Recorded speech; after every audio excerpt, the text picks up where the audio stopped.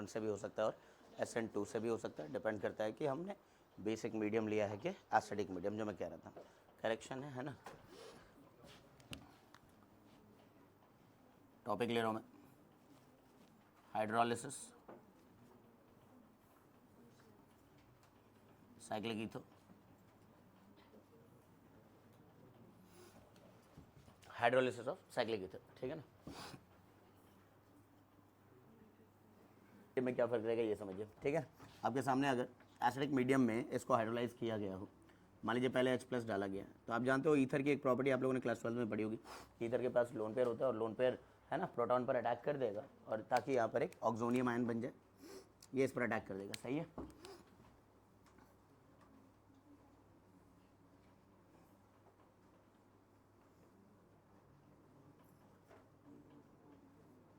बोलो ये बन जाएगा क्या, बन गया। अब ये या तो इस साइड से लीव करेगा या तो इस साइड से, ऑक्सीजन पे जब भी पॉजिटिव चार्ज आएगा ये एक बॉन्ड तोड़ेगा किसी भी तरफ से। बताओ किस तरफ से तोड़ना चाहिए, इस तरफ से इसकी लीविंग एबिलिटी बढ़ गई, बोलो है कि नहीं, क्योंकि जब ये इधर से लीव करेगा तो यहाँ पर क्या बन जाएगा, कार्बोकेटायन और एक स्टेबल कार्बोकेटायन, उधर से तो नहीं बनेगा, ठीक है। तो जब ये लीव कर रहा है उसी दौरान हमारे पास जो सॉल्वेंट मॉलिक्यूल्स हैं वो अटैक कर देंगे, बोलो आ रही बस हम। तो solvent above the plane attack कर रहा होगा, बोलो आ रही बस, ठीक है ना। और ये इधर से बॉन्ड डिटैच हो रहा होगा, तो अपने को क्या मिल रहा है, RCr, ऊपर OH2+ लिख रहा हूँ मैं, समझ गए होगे। जब ये अपना तीसरा बॉन्ड बनाएगा तो इस पर प्लस का चार्ज आएगा, यहाँ पर क्या था, 2 हाइड्रोजन CH2, और ये नीचे डिटैच होकर के निकला तो क्या बना, OH, और लास्ट स्टेप में ये H+ को लूज़ कर देगा। H+ को लूज़ करने के बाद क्या बनाएगा, डायोल बनाएगा, बोलो है कि नहीं। तो दो बातें याद रखनी, एक तो एसिडिक मीडियम में, ठीक है ना, जो सॉल्वेंट अटैक कर रहा है या जो न्यूक्लियोफाइल अटैक कर रहा है, it can be any nucleophile, अभी तो मैं हाइड्रोलिसिस वाला ही टॉपिक पढ़ा रहा हूँ, it can be Grignard, it can be anything, वो डिपेंड करता है कि वो आपको कॉन्सेप्ट दे करके चेक करेगा कि पहले एसिड दिया गया और फिर किसी न्यूक्लियोफाइल को भेजा गया तो प्रोडक्ट को गैस करो। तो एक तरफ तो अल्कोहल बन ही रहा है ये डूटने से, दूसरी तरफ क्या आएगा, ये न्यूक्लियोफाइल पर डिपेंड करता है। फॉर एग्जाम्पल अगर मैंने Cl- भेजा होगा तो यहाँ Cl जुड़ जाएगा और क्लोरोहाइड्रेन दोबारा से बन जाएगा, बोलो आ रही बस में। अगर मैंने ग्रिग्नार्ड डाला होता तो RMgX का R ग्रुप आ जाएगा, अल्कोहल बन जाएगा। So these are certain reactions of ether actually, ठीक है ना। लेकिन एल्कीन्स हमने ईथर बना ही दिया था, साइक्लिक ईथर, तो अब उसकी भी प्रॉपर्टी में फर्दर मैंने ये चीज़ें ऐड कर दी हैं। अब मान लीजिए बेसिक मीडियम में आप रिएक्शन करा रहे हो, तो बेसिक मीडियम में क्या होगा, मान लीजिए इसी तरह का अनसिमेट्रिकल साइक्लिक ईथर है अपने पास, मीडियम इस बार बेसिक है, NaOH डाल दिया आपने, क्या डाल दिया, NaOH, KOH, ये सब डाल दिया। तो इससे कौन सा न्यूक्लियोफाइल आ रहा है, OH- आ रहा है, एक्वस NaOH, एक्वस KOH जानते हैं हम लोग, ठीक है जी, अरे हाँ है ना। तो अब इस पर प्रोटोनेशन हो नहीं रहा, कार्बोडाइन बनने का कोई चांस नहीं है, ठीक है ना। तो OH- क्या करेगा, कहाँ अटैक करेगा, S100 पोजीशन पर, यहाँ पर, बोलो हाँ है ना। SN2 के बारे में जैसा हम लोग जानते हैं, ये अटैक करेगा तो जहाँ हिंड्रेंस कम है वहीं पर तो अटैक करेगा, तो अब ये यहाँ पर अटैक करेगा तो ये बॉन्ड इधर को शिफ्ट करेगी, करेक्ट है। तो इस तरह से अपने को मिल रहा होगा RC है ना, CH2, यहाँ पर क्या OH, और ये नीचे निकल के आ गया O- बन के, बोलो हाँ है ना। ये बॉन्ड इधर से टूटा तो क्या बन जाएगा ये O- बेसिक मीडियम में, बोलो ठीक है। अब नेक्स्ट इसके बाद आप एसिडिफिकेशन करा दीजिए, H+ डाल दीजिए। एसिडिफिकेशन जब आप कराएंगे तो आपको डायोल ही मिलेगा। तो बेसिकली एक तो ये कि एंटी डायोल है, सिन डायोल नहीं बनेंगे हम लोग, ठीक है, एंटी, क्योंकि ये जो रिंग है इस तरह से बनी हुई है ना, इस साइड से अगर अटैक हो रहा होगा इस साइड से तो ये बॉन्ड इधर को टूटा होगा, बोलो है कि नहीं। और अगर इस वाले पर अटैक होगा तो ये बॉन्ड इधर को टूटेगा, ऑपोजिट ही जाएगा, बोलो है कि नहीं। तो ये ध्यान रखना है एक तो। दूसरी बात जो कंक्लूजन मिल रहा है, in acidic medium attack of nucleophile takes place on what, more hindered carbon, ज़्यादा हिंडर्ड कार्बन पर अटैक होगा, बोलो है कि नहीं, ये भूलना नहीं अपने को तो। And vice versa in the basic medium, in basic medium attack of nucleophile takes place on less hindered carbon, ठीक है। ये समझ गए तो इस पर 2-4 सवाल करेंगे। चलिए इस वाले में क्या बन रहा है, पहले तो बन गया साइक्लिक ईथर 1,2 इपॉक्सी प्रोपेन, है ना। अब H प्लस का अटैक हुआ होगा, लेकिन ये सॉल्वेंट जो है जरा इसमें चेंज कर लेते हैं। वैसे इस पर D2O लगा दूँ क्या? अब समझ आ जाएगा ना कि D2O में OD कहाँ जाएगा ये इस वाले पर, मोर हिंडर्ड पर, सही है। और ये बनेगा CH2OH। बोलो ठीक है, समझ गया क्या वो कर दे? आसानी लग रहा होगा, तुम भले रहो ना रहो क्लास में, ठीक है। सब कुछ तुम कवर कर लेते हो ना घर से। और इस वाले में फिर से H प्लस और D2O, है ना, एसिडिक मीडियम की बात है, तो इस वाले पर मोर हिंडर्ड पर OD लग जाएगा। बोलो हाँ है ना। और लेस हिंडर्ड पर OH आ जाएगा, यही है। अब इस वाले में देखिए, इस वाले पर्टिकुलर एल्कीन में हमने क्या डाला? परबेंजोइक एसिड। परबेंजोइक एसिड डालते ही क्या बनाया हम लोगों ने?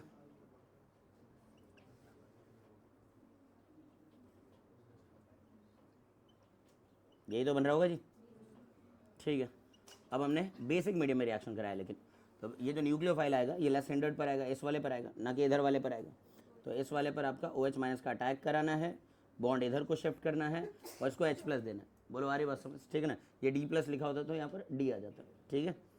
तो फाइनल प्रोडक्ट मिलेगा CH3 OH CH OH and CH3, यही है जी। बोलो समझ आने लगा आप लोग को ये क्या है, ठीक है। अब देखिए इसमें डायरेक्टली मैंने पहले H प्लस डाला, H प्लस डाल करके इस कार्बन ऑक्सीजन बॉन्ड को वीक किया, तोड़ना आसान हुआ। फिर हमने न्यूक्लियोफाइल क्या दिया इस बार? C2H5। बोलो हाँ है ना। तो ये C2H5 न्यूक्लियोफाइल किधर अटैक करेगा? जहाँ पर स्टेबल कार्बोडाइन बना होता है, क्योंकि आपने एसिडिक मीडियम लिया है, ध्यान दीजिए। तो एसिडिक मीडियम में बॉन्ड ऐसे टूटेगी कि कार्बोडाइन स्टेबल बन जाए, ठीक है। और ये इधर को अटैक कर दो, यहाँ पर C2H5 जुड़ेगा और नीचे को क्या आ जाएगा? OH। क्लियर है क्या? बोलो आया ना। कार्बोडाइन यहाँ स्टेबल बनेगा ना, एसिडिक मीडियम में आप मोर हिंडर्ड पे जोड़ो ना यार, सीधी सी बात है। इस वाले में भी मीडियम क्या है? हाँ, एसिडिक कहाँ लिखा हुआ दिख रहा है? पहले एसिडिक के बाद में है एसिडिक मीडियम, हाँ बाद में है ना। तो प्रोटोनेशन तो मैं बाद में कर रहा हूँ, पहले न्यूक्लियोफाइल ने अटैक कर दिया होगा और ये लेस हिंडर्ड पर ही जाएगा। बोलो आ रही बात समझ, ठीक है। यहाँ पर आएगा एक न्यूक्लियोफाइल मिथाइल और यहाँ पर जो है OH आ जाएगा, अल्कोहल मिलेगा फाइनली। प्रोटोनेशन बाद में कर रहे हैं ना, मैकेनिज्म को सोचो तो सही। यहाँ पर तो OH माइनस मैंने पहले भेजा था, वही काम यहाँ कर रहा हूँ, पहले न्यूक्लियोफाइल भेज रहा हूँ मैं। आ रही बात समझ, ठीक है ना। प्रोटोनेशन तो कराया नहीं है कि कार्बोडाइन बन जाए। बोलो आ रही बात समझ, है ना। वो रिएक्शन ऑफ ईथर याद करो, if any side there is 3 degree, याद आ रहा है ये 12th में, कि अगर ईथर में एक भी तरफ 3 डिग्री हो, बेंजाइलिक हो या स्टेबल कार्बोडाइन बने, तो मैकेनिज्म SN1 टाइप का होता था और वहाँ न्यूक्लियोफाइल अटैक करता था। अदरवाइज क्या करना है? SN2 करना है, लेस हिंडर्ड पे न्यूक्लियोफाइल को भेजना है। वही कर रहे हैं यहाँ पर भी, ये साइक्लिक ईथर में पढ़ रहे हैं इस चीज़ को, समझे क्या? इस वाले में बताना है किधर को जाएगा, इसकी डिग्री क्या है, ये कम डिग्री का और ये ज़्यादा डिग्री का है, तो ये अटैक करेगा किधर को अटैक करेगा? कम हिंडर्ड वाले पर, और ये इधर जाकर बाद में प्रोटोनेशन कर देंगे।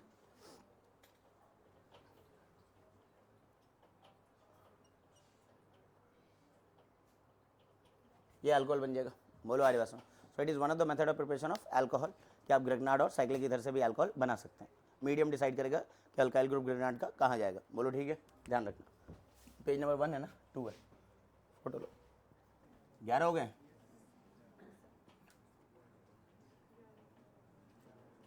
केमिकल प्रॉपर्टीज ऑफ एल्कीन यहाँ पर ख़त्म है, लेकिन एक छोटी मोटी बात और बता दूँ।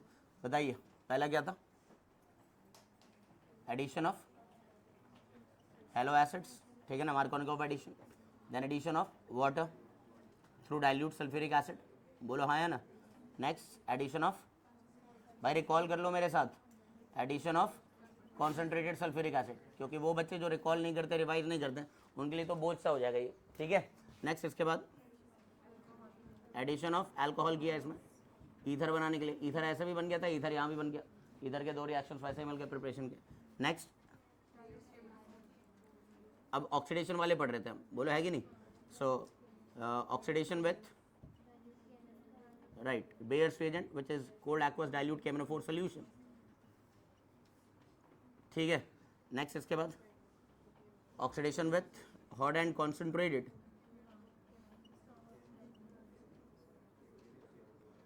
with hot concentrated KMnO4, ठीक है। नेक्स्ट इसके बाद इसमें रिडक्टिव वर्कअप किया था और ऑक्सीडेटिव वर्कअप भी किया था। रिडक्टिव ओजोनोलिसिस जिसमें जिंक वाटर यूज़ कर सकते हो या डाइमिथाइल सल्फाइड यूज़ कर सकते हो, याद है ना, है कि नहीं। नेक्स्ट इसके बाद ऑक्सीडेटिव ओजोनोलिसिस कराया मैंने, है ना। दोनों में अंतर क्या है ये बता ही दिया था मैंने। अरे बस उसमें H2CO2 मिलेगा KMnO4 के साथ, इसमें फॉर्मिक एसिड मिलेगा, इसमें फॉर्मिक मिलेगा, इसमें फॉर्मेल्डिहाइड मिलेगा। टर्मिनल वाली बात है, टर्मिनल पे ही अंतर है, बाकी जगह ठीक है ना। Next addition of halogen, addition of halogen non classical carbocation formation, है ना, 3 मेंबर्ड साइक्लिक ट्रांजिशन स्टेट। और इसका वेरिएशन भी किया था हम लोगों ने कि अगर दो न्यूक्लियोफाइल में कॉम्पिटिशन है तो क्या बनेगा, कराया था ना। ICL डाला, IBr डाला मैंने, ClNH2 डाला है, Br2 वाटर डाला है, HOBr डाला है, HOCl डाला, याद रख लेना, ये सब पूछा जा सकता है, ठीक है ना। Next what, oxymercuration, demercuration, okay. Addition of H2 के बाद OMDM ही कराया ना, ठीक है। फिर इसके बाद हाइड्रोबोरेशन कराने के बाद hydroboration followed by oxidation, reduction, halogenation, ये 3 चीज़ें बताई हैं मैंने। नेक्स्ट इसके बाद एपॉक्सीडेशन, यही है ना, ओके, उसको ऑन कर लेना। नेक्स्ट इसके बाद देखिए नंबर 13 जो है, now that is formylation, formylation of alkene. Alkene का फॉर्माइलेशन, रिएजेंट कैसे लेते हैं, कौन सा रिएजेंट है इसके अंदर, कार्बन मोनोक्साइड और हाइड्रोजन डाल देंगे इन the presence of cobalt tetra carbonyl, ठीक है ना। इस कैटलिस्ट का यूज़ करना, या इसका आप लोग डाइमर भी यूज़ कर सकते हो, CO2 CO8, ये भी यूज़ हो सकता है, ठीक है। फॉर्माइलेशन का मतलब क्या हो गया, फॉर्माइल ग्रुप आएगा। फॉर्माइल ग्रुप किसको कहते हैं, CHO को। तो याद रखिए एल्कीन पर एंटी मार्कोनिकॉफ के नियम के हिसाब से इसमें CHO ग्रुप लगा दो तो बेसिकली एक कार्बन बढ़ जाएगा इसके अंदर, बोलो आ रही बात समझ, ठीक है ना। सो प्रोडक्ट जो बनेगा एक एल्डिहाइड बन जाएगा डायरेक्टली। और आपको ये याद रखना है कि इसके अंदर हम कर क्या रहे हैं कि add CHO according to anti Markovnikov rule, anti Markovnikov rule के अकॉर्डिंग इसको ऐड कर दो। मतलब अगर मेरे पास कुछ इस तरह का अनसिमेट्रिकल एल्कीन है और इसमें मुझे ये लिखा हुआ रिएजेंट दिख रहा है CO plus H2 along with CO whole 4, तो इसमें मुझे करना क्या है, एक कार्बन और इसमें बढ़ा देना है, इस वाले पर एक CHO लगा देना है, फॉर्माइल ग्रुप लगाना है इस तरह से, फाइल गेट एन एल्डिहाइड। बोलो आ रही बात समझ, ठीक है ना, बहुत बड़ी बात नहीं है, इस तरह के क्वेश्चन इजीली आपसे हो जाएंगे।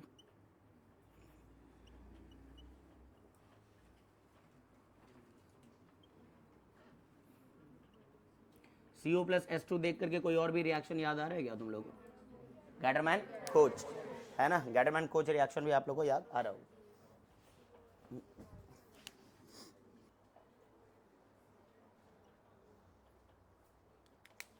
इस वाले पर एक और CHO ग्रुप आएगा, अरे बस 3 मिथाइल ब्यूटेन, ये बन जाएगा, ठीक है। अब पॉलीमराइजेशन, पॉलीमराइजेशन भी आप लोग जान ही रहोगे, ठीक है ना। खास करके एल्कीन के अंदर ना एडिशन टाइप का पॉलीमराइजेशन चलता है, क्या चलता है, एडिशन पॉलीमराइजेशन, आ रही बात समझ।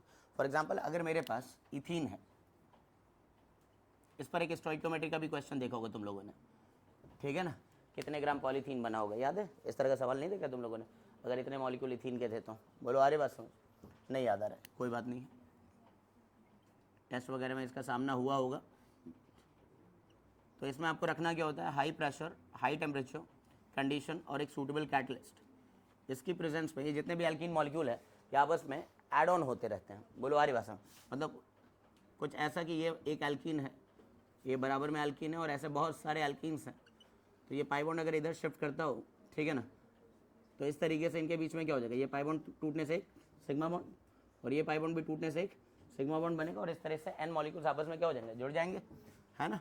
और हमें इस तरह का कोई कंपाउंड मिलेगा जिसको रिप्रेजेंट ऐसे करेंगे कि ये दोनों तरफ से जुड़ा हुआ है, इधर n लिख दो, बोलो आ रही बात, ठीक है ना। तो अगर ये हमारे पास इथीन था तो ये कहलाएगा पॉलीइथीन, क्या कहलाएगा, पॉलीइथीन, बोलो आ रही बात। सिमिलरली अगर मान लीजिए मेरे पास ये कंपाउंड है, इसको विनाइल क्लोराइड कहते हैं ना हम लोग, बोलो आ रही बात। तो n moles of vinyl chloride under high pressure and high temperature in the presence of suitable catalyst will polymerize to give this particular compound, जिसको मैं ऐसे लिख दूंगा, इसको हम बोलेंगे पॉलीविनाइल क्लोराइड PVC। बोलो हाँ या ना। तो ये सब आप लोगों को पता होना चाहिए कि एडिशन रिएक्शन क्या है। एनसीईआरटी में भी अगर हम पढ़ें तो एनसीईआरटी में ये पॉलीमराइजेशन रिएक्शन लिखा होगा।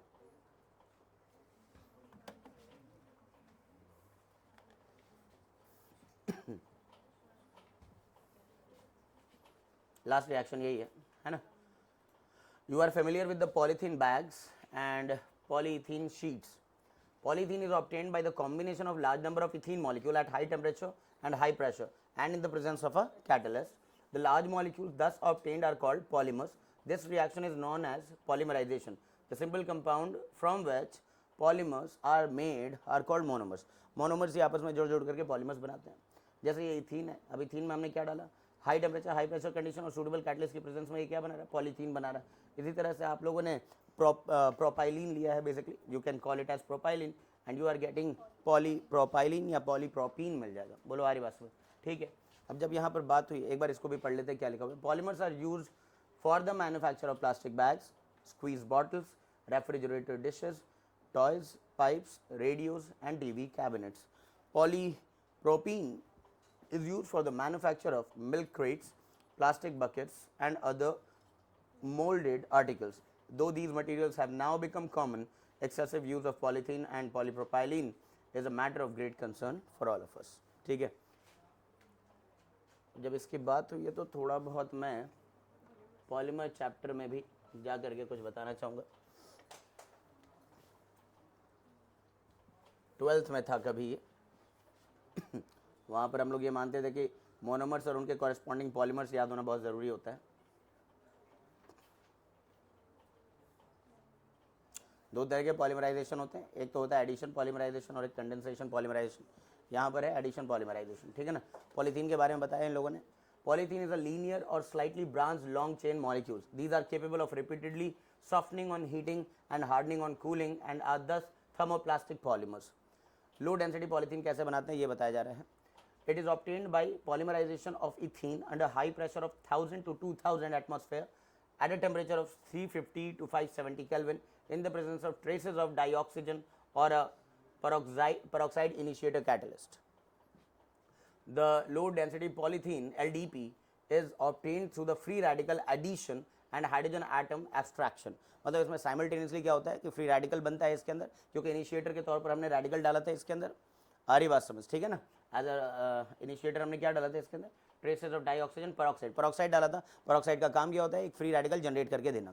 तो इस प्रकार इसमें कॉम्बिनेशन होता रहता है। खैर, these polymers have straight chain structure with some branches as shown below. Low density polythene is chemically inert and tough but flexible and a poor conductor of electricity. Hence it is used in the insulation of electricity carrying wires. जो wire के जो बाहर का जो है ना वो cover है वो इसी से बनाया गया है। And manufacture of squeeze bottles, toys and flexible pipes. High density polythene कैसे बनाते हैं ये लोग। It is formed when addition polymerization of ethene takes place in a hydrocarbon solvent in the presence of catalyst such as triethyl aluminium. Triethyl aluminium TEL, ये क्यों पढ़ रहा हूँ मैं, क्योंकि इस कैटलिस्ट का जिक्र है और आप देखोगे भी हाइड्रोकार्बन के PYQs में जो अभी आने जा रहा है, ठीक है ना। And titanium tetrachloride which is known as Ziegler-Natta catalyst. Ziegler-Natta catalyst के बारे में खूब पूछा जाता है, ठीक है ना। ये किसका कॉम्बिनेशन है बता दीजिए, किसका, triethyl aluminium and titanium tetrachloride. Match the column में आ जाएगा TiCl4 और ट्राईइथाइल एल्यूमिनियम, इसको मैच करने में आता है, ध्यान रखेंगे, ठीक है ना। At a temperature of 333 Kelvin to 343 Kelvin and under a pressure of 6 to 7 atmosphere. High density polythene HDP thus produced consists of a linear molecule as shown below and has a high density due to close packing. इसमें कोई branching नहीं है, LDP में branching है। बोलो आ रही बस, उसमें पेरोक्साइड इनिशिएटर चाहिए थे, इसमें पेरोक्साइड इनिशिएटर नहीं चाहिए थे। बोलो है ना। वहाँ का कैटलिस्ट मेंशन किया था क्या, ऑक्सीजन चाहिए था ना, डाइऑक्सीजन चाहिए था, कुछ पेरोक्साइड इनिशिएटर चाहिए थे। यहाँ पर आपको Ziegler-Natta कैटलिस्ट चाहिए। 6 to 7 एटमॉस्फेयर प्रेशर यहाँ चाहिए, वहाँ पर बहुत हाई प्रेशर चाहिए था, 1000 से 2000। कुछ याद आ रहा है क्या, हाँ या ना। तो ये थोड़ा सा डिफरेंस समझ लो। हालांकि पॉलीमर सिलेबस में नहीं है लेकिन इनडायरेक्टली वो तो पूछ ही देते हैं, समझ लो क्या, किसी ना किसी चैप्टर से लिंक बना करके। Okay, high density polythene thus produced consists of a linear molecule as shown below and has a high density due to close packing. Such polymers are also called linear polymers. High density polymers are used are also chemically inert and more tough and harder. उससे ज़्यादा tough होते हैं ये, ठीक है ना. It is used for the manufacture of buckets, dustbins, bottles, pipes, etc. etc. समझ गया. कुछ और भी एडिशन टाइप के पॉलीमर देख लीजिए. जैसे आपके पास टेट्राफ्लोरोइथीन है. क्या है? टेट्राफ्लोरोइथीन. एक पर्टिकुलर कैटलिस्ट और हाई प्रेशर पर ये क्या बनाता है? टेफ्लॉन बनाता है. क्या बनाता है? Teflon. It may be asked कि टेफ्लॉन का मोनोमर क्या है. टेफ्लॉन का मोनोमर क्या है? तो टेट्राफ्लोरोइथीन है. बोलो आर्य भाषा. जो इजी वाले वो कम से कम बता दो. पॉलीमर अपने चैप्टर में मतलब सिलेबस में नहीं है वैसे, लेकिन ये पढ़ करके नुकसान तो नहीं है आपका. अच्छा, ये कहाँ यूज़ होता है? It is use in making oil seals and gaskets and also use for non stick surfaces coated utensils. आजकल घर पे ना नॉन स्टिक पैंस वगैरह हैं आपके पास, ठीक है ना, उसको बनाने में इसका यूज़ होता है टेफ्लॉन का. समझ रहे हो क्या? ठीक है. नेक्स्ट क्या है अपने पास? पॉली अक्राइलोनाइट्राइल. पॉली अक्राइलोनाइट्राइल है ना. किससे बनता है? अक्राइलोनाइट्राइल से. अक्राइलोनाइट्राइल मैं तुमसे तो सम बेसिक ऑर्गेनिक केमिस्ट्री में ही क्वेश्चन दे सकता हूँ कि इस कंपाउंड का कॉमन नेम क्या है, या फिर अक्राइलोनाइट्राइल का IUPAC नेम क्या है. अरे कुछ गधों समझ आ रहा है मैं क्या बोलना चाह रहा हूँ? हाँ या ना. तो अक्राइलोनाइट्राइल है क्या? क्या है? प्रॉप IUPAC नहीं आ रहा है भाइयों को. prop 2 in 1 nitrile, prop 2 in 1 nitrile, ठीक है ना. खैर acrylonitrile. The addition polymerization of acrylonitrile in the presence of peroxide catalyst leads to the formation of polyacrylonitrile. Now where is it used? Polyacrylonitrile is used as a substitute for wool in making commercial fibers as Orlon and acrylic, ठीक है ना. Artificial वूल है basically, आप कह लीजिए इसको, है ना. आजकल के जो सिंथेटिक है ना स्वेटर्स वगैरह आ रहे हैं वो इससे बनते हैं. खैर इसके बाद कंडेंसेशन पॉलीमराइजेशन है. कंडेंसेशन वर्ड यहाँ बैठे हुए केमिस्ट्री के स्टूडेंट को पता होना चाहिए. कंडेंसेशन का मतलब दो मॉलिक्यूल का जुड़ना by the release of some small molecules, that is called condensation. For example esterification reaction, now that is also what? Condensation. Aldol condensation है ना. जब दो यूनिट्स आपस में जुड़ते थे तो उसमें वाटर लॉस होता था, उसको कंडेंसेशन बोला जाता है ना. जनरल टर्म तो यही है. खैर मैं एक बार इसको रीड आउट करता हूँ. This type of polymerisation generally involves a repetitive condensation reaction between two bifunctional or trifunctional monomeric units. If you remember the formation of polypeptide, that's also a condensation. अरे भाई अमीनो एसिड्स का आपस में जुड़ते चलना है ना, that's also kind of condensation polymerisation है ना. या कार्बोहाइड्रेट्स का बनना पॉलीसैकेराइड्स का, दैट्स ऑल्सो कंडेंसेशन पॉलीमराइजेशन, ठीक है. So this type of polymerisation, इसमें कोई अनसैचुरेशन तो नहीं है ना, तो एडिशन टाइप का पॉलीमराइजेशन नहीं है. जो ग्रुप्स जुड़ रहे हैं वो वाटर लॉस से बन रहे हैं या अमोनिया के लॉस से बन रहे हैं, CO2 के लॉस से बन रहे हैं. समझ रहे हो मेरी बात को? खैर so this type of polymerization generally involves a repetitive condensation reaction between the bifunctional or trifunctional monomeric units. These polycondensation reactions may result in the loss of some simple molecules as water, as alcohol, as hydrogen chloride, etc. and leads to the formation of a high molecular mass condensation polymers. ठीक है. In these reactions, the product of each step is again a bifunctional species. जो पहले step में आपको product मिला, now it also has two functional group, तो वो फिर फर्दर जुड़ने लगता है. बोलो आ रही बात समझ? The product of each step is again a bifunctional species and the sequence of condensation goes on.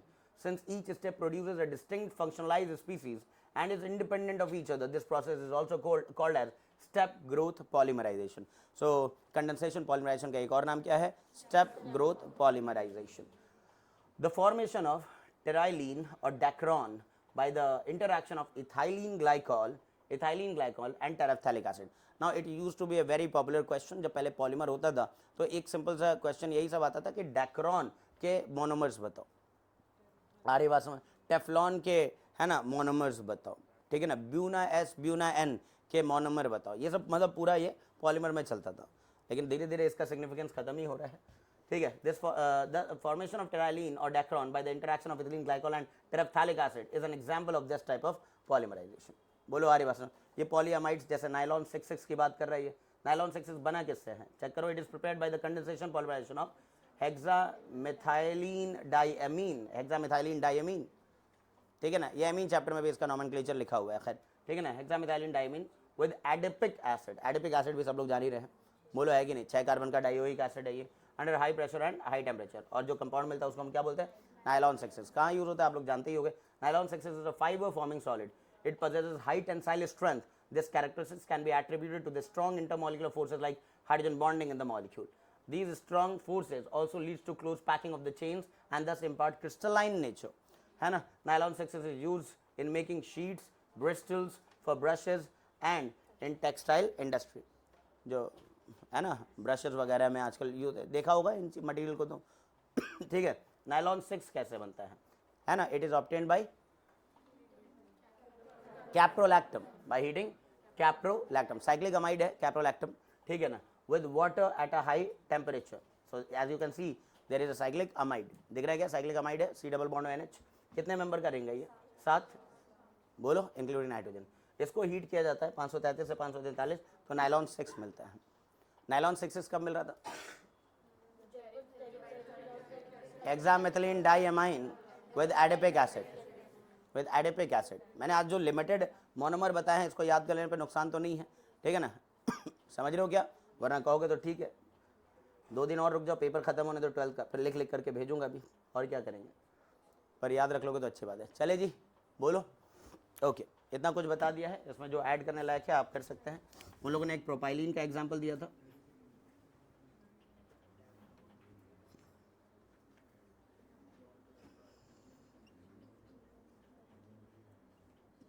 Poly propene, बोलो है कि नहीं, ठीक है ना, बात समझ आ रही क्या। एक मुझे लग रहा है कि एक और इनका एग्जाम्पल रह गया है,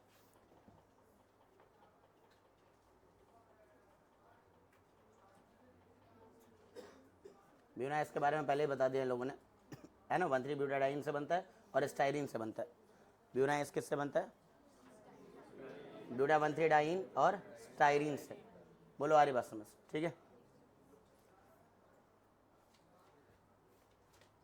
चलिए खैर फोटो ले लीजिए,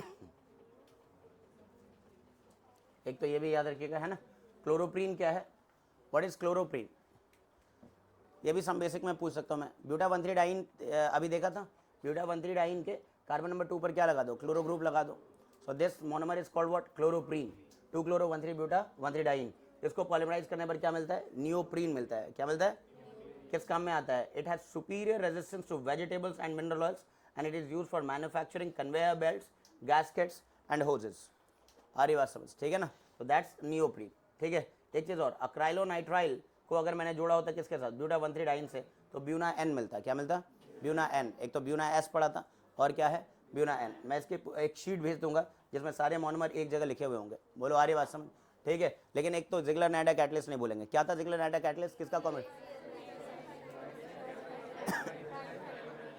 ट्राइथाइल एल्यूमिनियम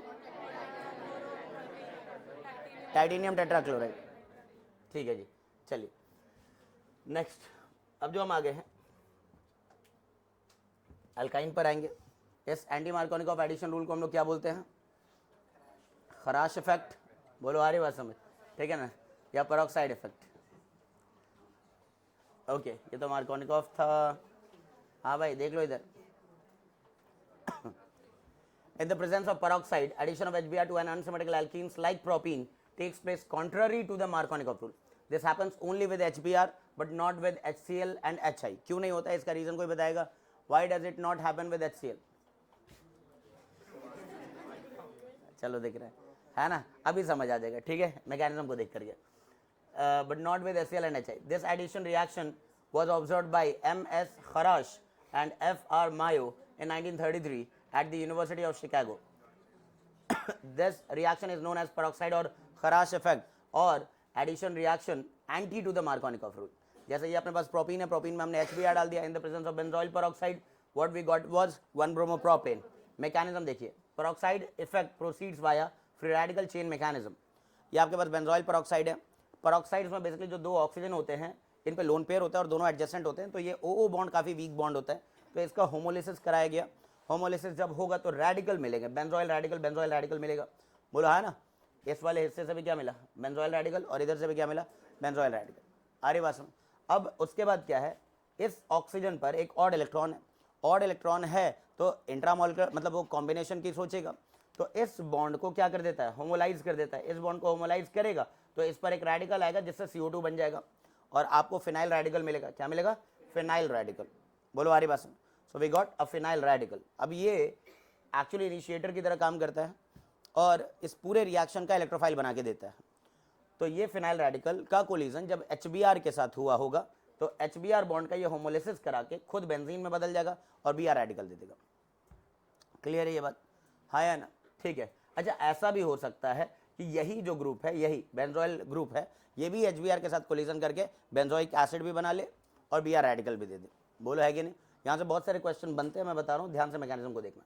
अब Br रेडिकल चूंकि एक इलेक्ट्रोफाइल है, जैसे ही वो एल्कीन की तरफ गया तो या तो ये बॉन्ड इसके फेवर में टूटा होगा या तो इसके फेवर में टूटेगा। खैर इसका भी होमोलिसिस ही कराएगा, दोनों पे रेडिकल आया होगा, इसका होमोलिसिस होगा ना, तो इस पे भी रेडिकल है, इस पे भी रेडिकल है, और Br रेडिकल इधर जुड़ गया, इधर जुड़ गया तो 2 डिग्री रेडिकल जनरेट होगा, और यही Br रेडिकल इस पे जुड़ गया तो 1 डिग्री रेडिकल जनरेट होगा। एक ये वाला बन सकता है, एक ये वाला। ज़्यादा स्टेबल रेडिकल कौन सा है, ये वाला। जब Br किनारे पे आ रहा है तभी तो 2 डिग्री रेडिकल बनेगा। जैसे मार्कोनिकॉफ में H+ जिधर जा रहा था उसके बराबर वाले पे कार्बोडाइन बन रहा था, तो यहाँ Br रेडिकल जहाँ जा रहा है उसके बराबर पे रेडिकल बन जा रहा है। समझे क्या। तो इसमें Br पहले ही जुड़ जा रहा, वहाँ Br- बाद में आ रहा था, वहाँ H+ एक इलेक्ट्रोफाइल था, यहाँ Br रेडिकल एक इलेक्ट्रोफाइल है। कुछ समझ आ रहा है, मैकेनिज्म दिख रहा है, दोनों का दिखने लगा होगा अब तो, ठीक है। अब इस वाले पर देखो, पहले स्टेप में आपको ये रेडिकल मिल गया। अब ये रेडिकल का काम है और भी दूसरे एल्कीन से रेडिकल बनाना। तो अब होता क्या है, इसने HBr के साथ कोलिजन करके H ले लिया और साथ में क्या दे दिया, Br रेडिकल। बोलो आ रही बात समझ। तो इसका जब Br रेडिकल बना तो अब ये Br रेडिकल दूसरे एल्कीन के साथ फिर से ये रिएक्शन को कंटिन्यू करेगा। बोलो हाँ या ना। पहला Br रेडिकल किसने बनाया, आपने जो पेरोक्साइड लिया था उसने। बाद के Br रेडिकल कौन बना देगा, ये जो आपका इंटरमीडिएट मिला था, इसी का काम है और भी Br रेडिकल बना के देते रहना। बोलो है या नहीं। अब लास्टली यहाँ पर ये कह रहा है कि जब ये HBr के साथ जुड़ करके होमोलिसिस कराएगा फिर से Br रेडिकल जनरेट हो जाएगी और आपको मिल जाएगा मेन प्रोडक्ट या प्रिंसिपल प्रोडक्ट। वहाँ मिला था मेन और यहाँ मिला है माइनर प्रोडक्ट या साइड प्रोडक्ट मिला था। The secondary free radical obtained in the above mechanism is more stable than the primary, and this explains the formation of 1-bromopropane as the major product. It may be noted that the peroxide effect is not observed in addition of HCl and HI. This may be due to the fact that HCl bond being stronger than the HBr bond. तो HCl stronger है तो इसलिए उसका homolysis नहीं हो पा रहा है इस इनिशिएटर के साथ जो हमने शुरुआत में लिया था, ठीक है। Is not cleaved by the free radical, सही है। जबकि HI में बॉन्ड तो चलो कमजोर है, लेकिन जो I रेडिकल मिला वो I रेडिकल के अंदर टेंडेंसी है वो I रेडिकल कंबाइन करके I2 बना लेते हैं। बोलो आ रही बात, क्योंकि कार्बन आयोडीन बॉन्ड तुम बनाओगे तो वैसे वो कमजोर बॉन्ड है, तो कार्बन आयोडीन बॉन्ड ना बन के आयोडीन और आयोडीन दोबारा से क्या करते हैं, कोलाइड कर जाते हैं और कॉम्बिनेशन करके ये क्या बनाते हैं, I2 बनाते हैं। Whereas the HI bond is weaker and the iodine free radical combine to form iodine molecule instead of adding to a double bond. ये आता है गिव रीजन में आता है, ठीक है जी, असर्शन रीजन में आता है कि पेरोक्साइड। हाँ बताइए मैकेनिज्म क्या है इसमें। हाँ वो तो ठीक है, फ्री रेडिकल लिखना है मैकेनिज्म। पहले ये जो आपका पेरोक्साइड था इसका क्या हुआ, होमोलिसिस, ठीक है। इस पर पहले से 2 लोन पेयर थे, अब ये इस बॉन्ड को होमोलाइज कीजिए, 2 moles of C6H5 C double bond O and O पर एक ऑड इलेक्ट्रॉन है और इसके अपने 2 लोन पेयर है, ठीक है। अब ये क्या करेगा, इस वाले बॉन्ड का होमोलिसिस करा देगा, जो 2 मोल्स ऑफ C6H5 रेडिकल दे रहा है और साथ में 2 मोल्स ऑफ CO2 दे रहा है, सही है। अब इसका काम है एक्चुअल इलेक्ट्रोफाइल प्रोड्यूस करके देना। तो नेक्स्ट स्टेप में C6H5 radical collides with HBr और इसका कराता है होमोलिसिस। तो होमोलिसिस कराने के फेवरेबल कंडीशंस क्या हैं, होमोलिसिस कराने के फेवरेबल कंडीशन पेरोक्साइड का प्रेजेंस या रेडिकल का प्रेजेंस या फिर हीटिंग या फिर सनलाइट, यही सब है ना। हाँ तो होमोलिसिस और हेटेरोलिसिस के डिफरेंस में टीचर ये सब लिखवाते हैं कि जनरली आपको फ्री रेडिकल बनता हुआ कब नजर आता है, भाई पेरोक्साइड के साथ, सनलाइट के साथ, यूवी लाइट के साथ, हीट के साथ, समझ रहे हो क्या। खैर तो अब इस वाले का ये इधर से जाएगा तो क्या मिला, C6H6 और साथ में Br रेडिकल। बोलो ठीक है, that's the actual electrophile. Kartik जाग जाओ, हाँ जाग रहे हो? सुबह कितने बजे उठ गए थे?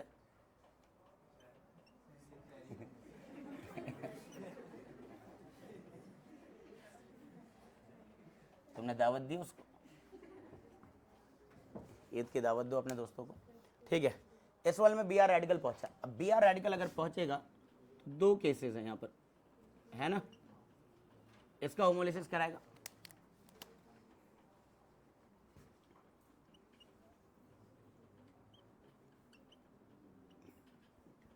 ऐसा रहेगा, जल्दी बोलो, है कि नहीं? या फिर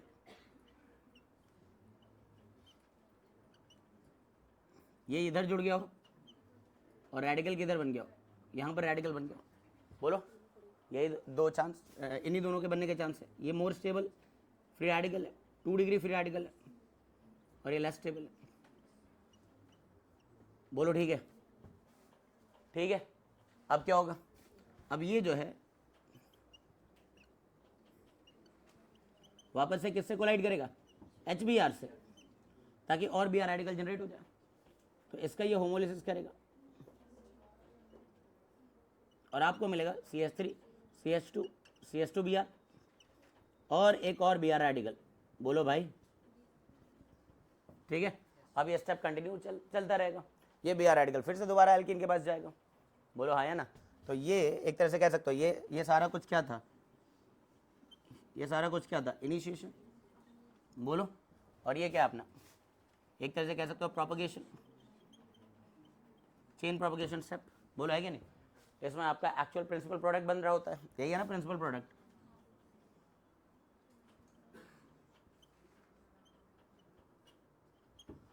उसके बाद Br रेडिकल के आप जान ही रहो कि टर्मिनेशन में क्या होगा, Br रेडिकल को डैमेज करता हुआ दिखाना है। कैसे कैसे डैमेज हो सकता है, सारे पॉसिबिलिटी सोच लो। ये भी बन सकता था C6H5Br। भाई अगर ऐसा सवाल आ गया इसमें ब्रोमोबेंजीन बनता है क्या, बिल्कुल बन सकता है, क्यों नहीं बनेगा, C6H5 रेडिकल है। बोलो है कि नहीं, ठीक है। और क्या बन सकता है इसमें, और आपका बेंजोइक एसिड बन सकता था। क्या बन सकता था, बेंजोइक एसिड। बोलो, Br2 बन सकता था। क्या बन सकता था, Br2 बन सकता था। कुछ समझ रहे हो मैं क्या बोलना चाह रहा हूँ। ये सब टर्मिनेशन स्टेप में बन रहे होंगे, डिपेंड करता है किसका कोलिजन किसके साथ हुआ है, ठीक है, ध्यान रख लेना ये सब। ओके, तो why does anti Markovnikov addition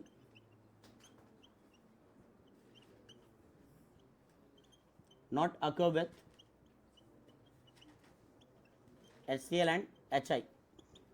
सवाल ये है HCl के साथ क्यों, HCl हैज स्ट्रॉन्ग या greater bond energy than HBr and it is difficult to cleave by a peroxide या by a radical। एक रेडिकल के द्वारा इसको क्लीव करना आसान नहीं होगा। HI के साथ क्या पंगा है, HI has weaker bond energy and I radical combines to form I2। ठीक है, फोटो ले लो। ये टॉपिक नहीं पढ़ाया होता तो ये जानकारी नहीं मिलती, बस याद होता कि हाँ सर HCl के साथ नहीं होता है, HI के साथ नहीं होता है, वो तो हम मार्कोनिकॉफ करेंगे। मतलब इनके साथ मार्कोनिकॉफ करना है। क्या करना है, मार्कोनिकॉफ करना है, चाहे पेरोक्साइड लिखाओ चाहे ना लिखाओ। इतना तो बता देता हूँ मैं, वैसे भी 12वीं में भी। चले इस वाले में यहाँ पर H+, यहाँ पर कार्बोडाइन बनेगा, रीअरेंजमेंट हो जाएगा।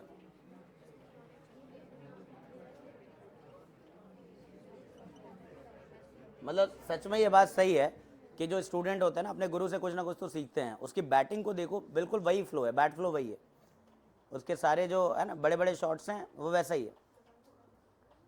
और वो भी आप देखोगे तो डिफेंसिव मोड में नहीं खेलता कभी, ठीक है ना। हाँ, वो जो लड़का आ गया वो तो अलग ही है, यशस्वी की बात कर रहा हूँ मैं, वो तो अलग ही है, वो अलग है। कईयों का करियर खा गया नहीं ये कह रहा है। एक ज़माना था हार्दिक का, अब धीरे धीरे, खैर अभी तो है हार्दिक, लेकिन तुम देखना कि ये जो यंगस्टर्स आ रहे हैं ना, बहुत पोटेंशियल के साथ आ रहे हैं। और एक कौन, अरे वो भाई जो कोलकाता नाइट राइडर्स में है ना, रिंकू सिंह, हाँ मैच फंस जाए तो वो भी निकाल देता है, ठीक है ना, रिंकू सिंह बढ़िया। बस उसको जायसवाल को मौका नहीं मिला, उसको टेस्ट प्लेयर बना रहे हैं ये लोग, है ना। जायसवाल बहुत बढ़िया लेफ्ट हैंडर है, बहुत बढ़िया, लेकिन और लेफ्ट हैंडर की भी कमी नहीं है, खुद ईशान किशन जो है वो भी तो है। और कोई और भी बैट्समैन है क्या उसके हम शक्ल की तरह, ईशान की तरह ही दिखता है, कोई ऐसा भी आया क्या? अच्छा, साउथ अफ्रीका का है क्या? अच्छा, क्विंटन डिकॉक की बात कर, मारूंगा ना, चल वो दोनों साथ में, नहीं नहीं नहीं, डिकॉक और ईशान में बहुत फ़र्क है भाई। चलो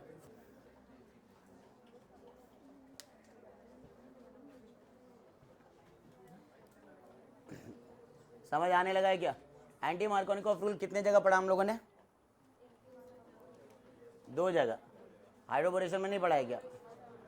हाइड्रोबोरेशन में भी पढ़ा था। OMDM में तो मार्कोनिकॉफ करना है, रीअरेंजमेंट नहीं करना होता है, याद है ना? आ रही बात समझ? अच्छा, OMDM में भी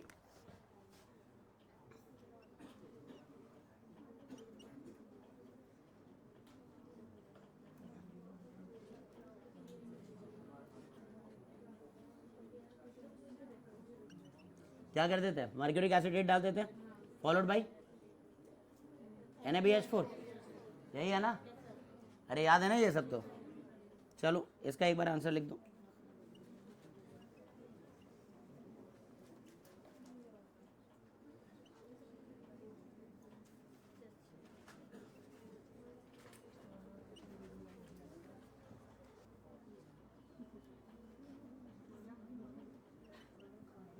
यही रहेगा। और इस वाले में क्या ऐड कर दूं, बताओ क्या ऐड कर दूं? हाँ, ईथर बनाने के कितने मेथड मिले हैं तुम्हें? 3 मेथड। डाइल्यूट H2SO4 के जगह पर H2SO4 विद अल्कोहल, बोलो। दूसरी बात, OMDM में भी आप लोग ये काम कर सकते हो, सॉल्वेंट वाटर ना लेकर के अल्कोहल ले लो, ईथर बन जा रहा है, बोलो, एल्कीन से। और एक कैसा, साइक्लिक ईथर इपॉक्सीडेशन से बनाया था, बोलो है कि नहीं? ये सब भूलना नहीं है। चलिए जी, अब ये फाइनल पेज है, फोटो ले लो।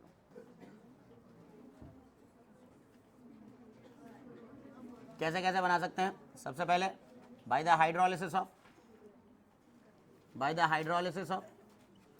Calcium carbide, by the hydrolysis of calcium carbide. सवाल ये उठता है कैल्शियम कार्बाइड को बनाएंगे कैसे हम लोग? क्विक लाइम ले लो, कार्बन ले लो, आ रही बात समझ? इससे बनेगा कार्बन मोनोऑक्साइड और CaC2, ठीक है, क्विक लाइम और कार्बन के साथ, ठीक है। अब इसके बाद ये जो कैल्शियम कार्बाइड है, इसके कटायन एनायन को पहचान ही रहे होगे आप लोग। कटायन क्या है इसका? Ca2+, इसका कटायन मुझे पता है Ca2+ है, और इसका अनायन पहचान रहे हो क्या? Ca2, ये हटेगा तो क्या बचेगा? C2 यही तो बचेगा। और हाइड्रोलिसिस मतलब वाटर डाल दिया इसके अंदर, ठीक है। इसको क्या चाहिए? 2OH-, 2 पानी से 2OH-, और इसको क्या चाहिए? 2H+। अरे बोलो यार, हाँ या ना? तो 2H+ देते ही क्या बना? C2H2, एसिटिलीन गैस रिलीज हो जाएगी।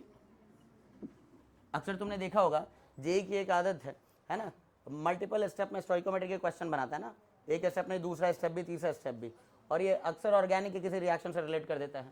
अगर तुम लोगों ने stoichiometry based question JEE Mains में देखोगे तो ऐसे बनाते हैं वो लोग, ठीक है ना। जैसे वो अक्सर डायरोडाइजेशन से भी बना देते हैं, ठीक है ना। पहले एनलीन था इतने ग्राम, फिर उसका डायरोडाइजेशन कराया गया, फिर क्लोरोबेंजीन बनाया गया CO2, तो इस तरह से वो रिएक्शन इधर के ही यूज़ करता है वो, ठीक है। तो ये बन जाएगा, और साथ में क्या मिलेगा अपने को? C2H2 के अलावा कैल्शियम हाइड्रोक्साइड, बोलो आ रही बात समझ? लेकिन इस मेथड में लिमिटेशन क्या है कि सिर्फ और सिर्फ एक ही गैस बना रहे हैं आप लोग, एसिटाइलिन, कोई जनरल अल्काइन तो बना नहीं रहे हो, ठीक है ना। तो दूसरा मेथड किसी भी तरह के अल्कीन को बनाने के लिए है फ्रॉम वेस्टर्नल डाइहैलाइड्स। अब एक बात बताओ, ये वेस्टर्नल डाइहैलाइड्स तक मैं कैसे पहुंच सकता हूँ? एल्कीन से Br2CCl4 Cl2CCl4, यानी कि हम एल्कीन से अल्काइन तक जाने का एक रास्ता निकाल चुके हैं। अरे बोलो हाँ या ना? अब मैं कहूँ कि एल्कीन से अगर जाना हो मुझे वेस्टर्नल डाइहैलाइड तक, तो क्या तरीका रहेगा? एल्कीन से एल्कीन तक पहले पहुंचो, कैसे? सब्स्टिट्यूशन कराइए, बीटा एलिमिनेशन कराइए, नहीं, Cl2 सनलाइट डाल दो, अल्कोहलिक KOH डाल दो, एल्कीन बना लो, एल्कीन पर 2 हैलोजन बुला लो, वेस्टर्नल डाइहैलाइड बना दो, वेस्टर्नल डाइहैलाइड से बना दो अल्काइन। ये सब कन्वर्जन 11th लेवल के थे। इथेन से इथीन बनाओ, इथेन से इथाइन बनाओ, इथीन से इथाइन बनाओ, इथाइन से बेंजीन बनाओ, इथाइन से टोलुइन बनाओ, ये सब तो जान ही रहो, है ना। खैर, अब वेस्नल डाइहैलाइड से कैसे बनेगा, रिएजेंट क्या चाहिए, रिएजेंट सबको पता है अल्कोहलिक केओएच का काम क्या होता है। मान लीजिए हमारे पास ये कोई वेस्नल डाइहैलाइड है, राइट, इनके दोनों कार्बनों पर हाइड्रोजन का भी होना जरूरी है।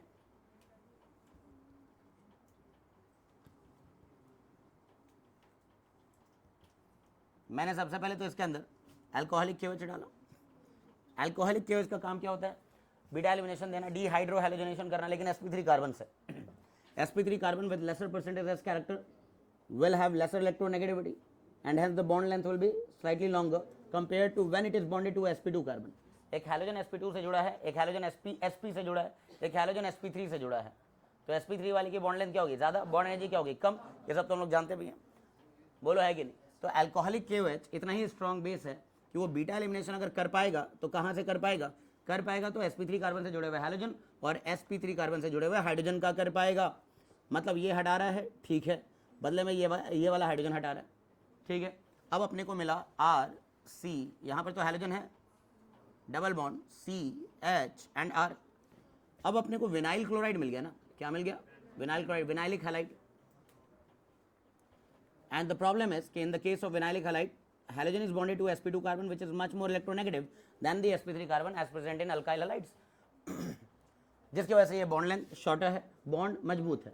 तो अब मैं अल्कोहलिक केओएच डालूं तो इसके बस का नहीं है कि अब ये यहाँ से बीटा एलिमिनेशन कर दे। I need much stronger base, है ना, और भी स्ट्रॉन्गर बेस चाहिए। जैसे मैंने क्या डाल दिया इसके अंदर, सोडामाइड, क्या डाल दिया, सोडामाइड, NaNH2 माइनस, अमाइड काफ़ी ज़्यादा स्ट्रॉन्ग बेस है कंपेयर टू OH माइनस। और ये चीज़ तो ऐसे भी रिलेट कर ही सकते हैं, ठीक है ना कि आप ऐसे देख लीजिए कि किसका कॉन्जुगेट बेस क्या बन रहा है, किसका कॉन्जुगेटेड एसिड क्या बन रहा है, सॉरी, NH2 माइनस का कॉन्जुगेटेड एसिड क्या है, NH3, और OH माइनस का क्या है, H2O। कौन वीकर एसिड है, अमोनिया वीकर एसिड है, yes, ammonia is weaker then water, बोलो आ रही बात समझ। तो वीक एसिड का कॉन्जुगेट बेस क्या होता है, स्ट्रॉन्ग होता है। खैर, तो NH2 माइनस ये तोड़ेगा और ये तोड़ेगा और ट्रिपल बॉन्ड बना करके दे देगा, बोलो आ रही बात समझ। तो आपको रिएजेंट याद रखना है, रिएजेंट क्या है इसमें, सबसे पहले आपको डालना होगा अल्कोहलिक KOH, फिर आपको डालना होगा सोडामाइड। हीट वगैरह अगर लिखा होगा तब भी देख लेना, नहीं भी लिखा है तब भी समझ जाना ठीक है। और ये सिर्फ वेस्नल डाइहैलाइड से क्यों होगा, जर्मनल से भी हो सकता है।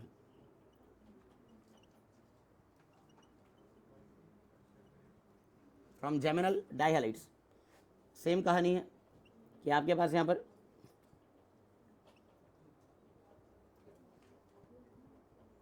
टर्मिनल जेमिनल डाइहैलाइड्स है, टर्मिनल जेमिनल डाइहैलाइड्स, ठीक है। इसमें वही काम करना है अपने को, क्या करना है, अल्कोहलिक KOH पहले डालना है।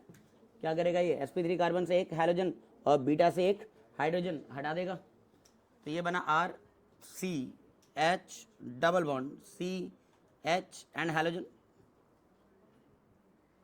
ये बन गया, ठीक है जी। HX मॉलिक्यूल को ये हटा दिया, यहाँ पर भी इसने HX मॉलिक्यूल हटाया। तो अब यहाँ से दोबारा से हमने क्या डाला, सोडामाइड डाला, तो क्या होगा, ये हट जाएगा और ये हट जाएगा और ट्रिपल बॉन्ड आ जाएगा। बाई प्रोडक्ट लिखना चाह रहे तो क्या बनेगा, NH2 और H से NH3 और क्या NaX, यही तो बनेगा। क्या ये समझ आ गया क्या? तो हम कहाँ से बना पा रहे हैं, जल्दी बताइए। एक तो बना रहे हैं ये खास करके एसिटाइलिन ऐसे बन रहा है, फिर हम वेस्नल डाइहैलाइड से बना पा रहे हैं, हम जेमिनल डाइहैलाइड से बना पा रहे हैं, बोलो है कि नहीं। बाकी तो मेथड पहले भी पढ़ाया गया है, फ्रॉम वुड्स रिएक्शन, कुछ याद आ रहा है क्या, है ना, कुछ इस तरह का वेस्नल डाइहैलाइड हो, unsaturated reagent, sodium metal along with dry ether,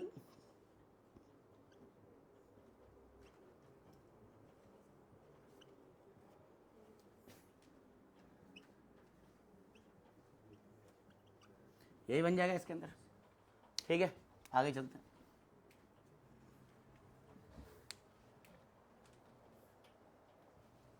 number 5 from Colby's electrolysis.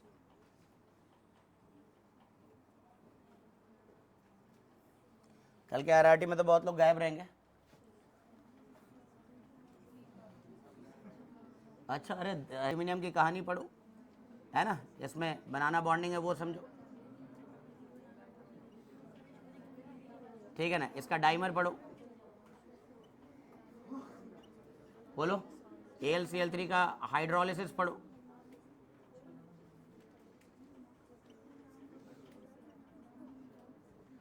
Acidic and alkaline medium, इसकी कुछ कहानी है इंपॉर्टेंट, ठीक है ना, बहुत इंपॉर्टेंट कहानी एल्यूमिनियम क्लोराइड के।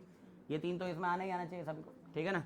दूसरा आपको सिलिकेट्स आने चाहिए, अरे बात समझ, ठीक है ना। फिर सिलिकॉन्स आने चाहिए कार्बन फैमिली में, कार्बन मोनोऑक्साइड, कार्बन डाइऑक्साइड, इसकी प्रॉपर्टी, ठीक है। इसमें एक और बोरिक एसिड पढ़ो, बोराजीन, इनऑर्गेनिक बेंजीन, इनके ये कुछ टॉपिक्स हैं जो आने ही आने चाहिए। बाकी जो एलिमेंटल प्रॉपर्टीज होती हैं वो हम पीरियोडिक में कवर कर चुके होते हैं, ठीक है ना। इलेक्ट्रोनेगेटिविटी ऑर्डर, ठीक है ना, आयनाइजेशन एंथैल्पी ऑर्डर, ये सब यहाँ पे भी पढ़ाया जाता है। ये सब कम से कम अपने को आना चाहिए।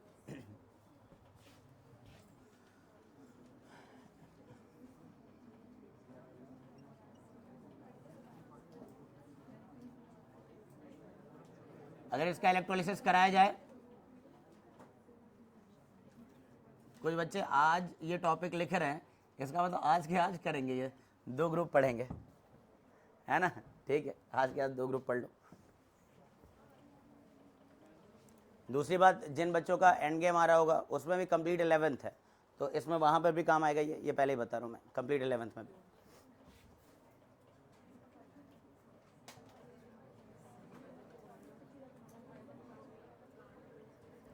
इससे भी बन जाएगा, बोलो हाँ या ना, ठीक है। कितने मेथड हो गए टोटल? 5। अल्काइन बनाने के ये 5 मेथड समझ आ रहे होंगे, ठीक है। और क्या मेथड है? फ्रॉम टेट्राहैलाइड्स, ठीक है।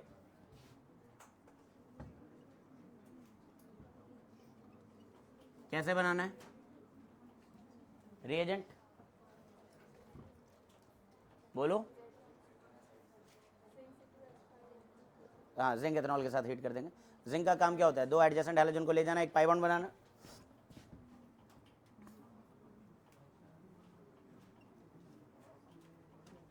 जिंक के साथ हीट कर दीजिएगा टेट्राहैलाइड्स को।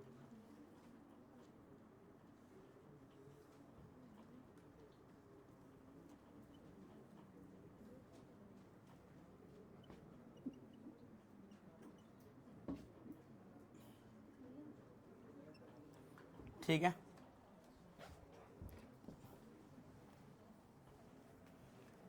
चलिए जी, ज़रा इनके आंसर दीजिए। कटायन और एनायन पहचान लोगे तो काम हो जाएगा। एक एन पर 1 प्लस होता है, 2 एन पर 2 प्लस है, तो यानी कि इसका जो अनायन है ना वो C22 माइनस ही है। सॉल्ट को ब्रेक करना नहीं आया तो गए यहाँ पर, तो ठीक है। एक एल्यूमिनियम पर कितना चार्ज होता है? 3 प्लस, तो यहाँ तो क्रॉस मल्टीप्लाई का मामला चल रहा होगा, यहाँ क्रॉस मल्टीप्लाई का मामला चल रहा होगा। देख लो भाई, जय वालों, है ना। हाँ, सही हुआ नहीं होगा इसलिए सिखा रहा हूँ मैं, है ना। सही हुआ है, रुक जा अभी तू, ठीक है ना। हाँ, एक मैग्नीशियम पर कितना होता है? +2, तो 2 पर कितना हो गया? +4, तो 3 कार्बन पर -4। बस, अनायन नहीं पहचानोगे तो काम नहीं चलेगा तुम्हारा। एक बैरियम पे +2, 2 पर +4, तो 1 कार्बन पे -4, एक ही कार्बन है तो एक ही लिखूंगा मैं। एक कैल्शियम पे +2, तो 2 पर -2, C22 माइनस है ये, C22 माइनस है ये, समझे क्या? तो अब ये C22 माइनस को 2H प्लस मिला तो क्या बना? C2H2। C3 को 4H प्लस मिला तो C3H4। हाँ,